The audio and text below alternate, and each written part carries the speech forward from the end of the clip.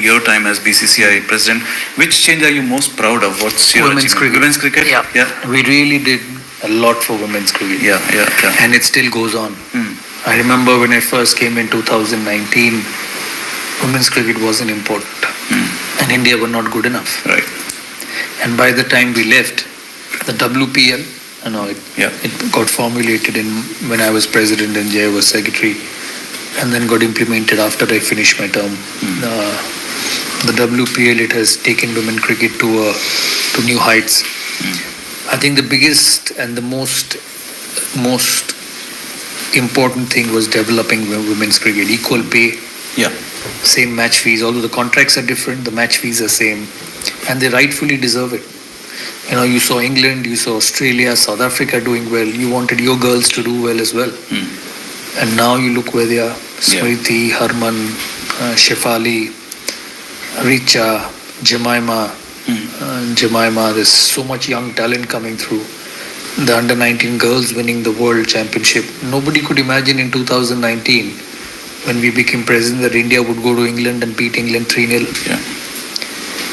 Getting into the Commonwealth final where they should have won against Australia. Now when Harman got run out, India were cruising. Beating England in England. Women's cricket in India has improved quicker than the men's in the last 5 years. Men's were always strong. Always strong and good and very powerful. But the women's cricket has jumped leaps and... Hello everybody and welcome to another edition of Uncovering India.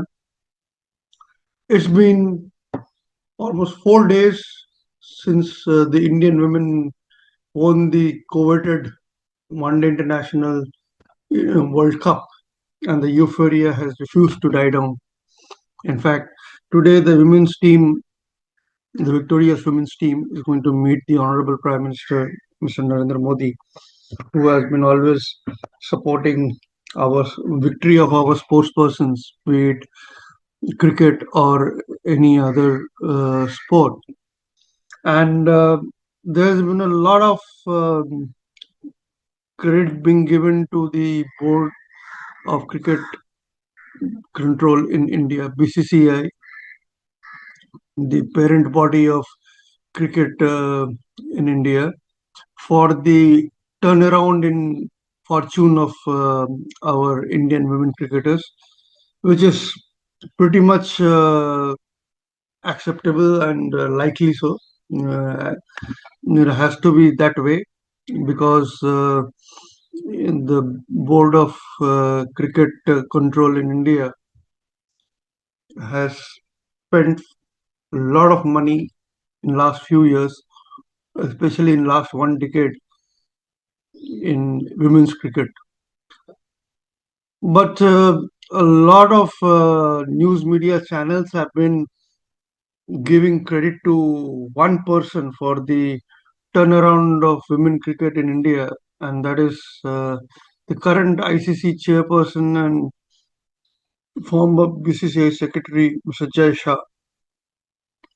Well, yes, Mr. Jai Shah has had a stellar contribution in the success of the Indian women's team, and which is due to the empowerment measures taken by the BCCI. But the credit that is not being duly given and should be given for the turnaround of women's cricket is Mr. Sourav Ganguly, the Ranisa man of Indian cricket, the former captain of Indian cricket team and the former BCCI president, and currently president of the Cricket Association of Bengal. Whether turning around the Indian men's cricket team by having some wonderful bunch of players, be it having so many worthy cricketers who have gone on to make a name for themselves.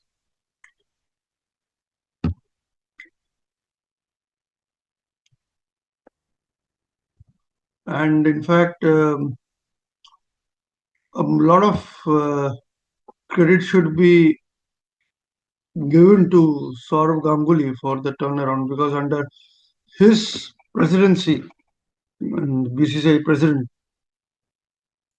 the WPL was mooted. Equal pay for women and men cricketers was also initiated.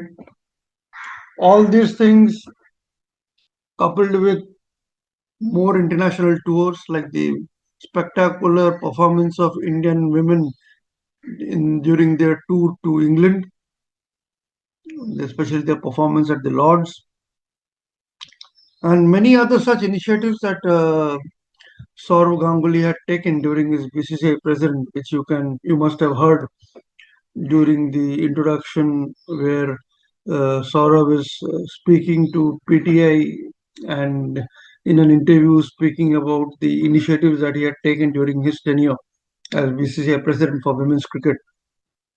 So I think the due should be given where it is deserved.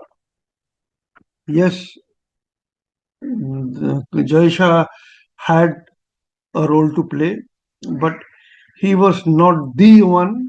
It was he was just a part of the entire planning process, which got executed after Sourav Ganguly left. But it was only during the later stages of his tenure as the BCCI president that Sourav Ganguly had initiated all these measures. So one can say that in some way or the other, just like the turnaround in the fortunes of men's cricket since the turn of this century, the women's cricket's fortune can also be traced back to Sourav Ganguly and his decisions that he took as an administrator.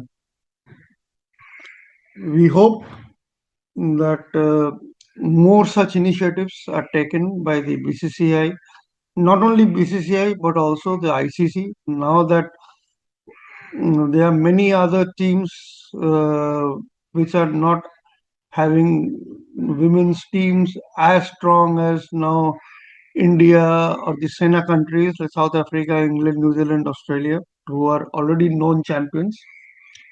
Countries like Pakistan, maybe even Afghanistan, there are many women cricketers, budding women cricketers in Afghanistan who are not able to come out because of the uh, the kind of misogynistic norms that the Taliban government has there.